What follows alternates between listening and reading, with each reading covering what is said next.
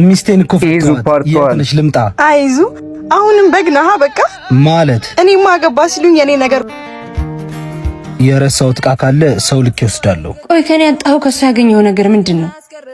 ታዲያ እንዴት አፍቃሪን ገፍተህ ትዳርህን አፍርሰህ ሰው እንዳትሆን ሰባብራ ሄደሽ ሴት ጋር ትመለሳለህ? አላቅም ያልወጣልኝ ነገር ይኖራል። ቆይ የኔ ድካምስ ውለታይስ? ውለታ እኮ ፍቅር አይሆንም። ውለታ ፍቅር ይሆናል የምትል ኮሜንት ላይ የምትወድ ይመስላል። በደንብ ነዋ። የምር ግን ተወጇለሽ? ኧረ ወደዛ ይዙ እኮ በግ ነገር ነው። እና እንዴት ሚስትህን ፈተናት ይዋል? የኔ ፍቅር እውነት ወጥቶለታል አልወጣለትም የሚለውን ለማየት። አንቺ ምን አይነት ልብ ነው ግን ያለሽ? ልመኔን ረግጠን ሄድከው። ፍቅሬ ከውለታ በላይ መሆኑ ሲገባ ያኔ ልመለስ ብትለኝ ግን አልቀበልም። ዋላ ተቀበለኝ አልመለስም። አመሰግናለሁ። ለአንቺም ባፈቀርሽው ልክ የሚያፈቅርሽ ፈጣሪ ይስጥሽ። ያለ ምክንያት እንዳልተመለሰሽ ግን ወቅ ሚስቴን እኮ ፈተዋት። የት ነሽ? ልምጣ።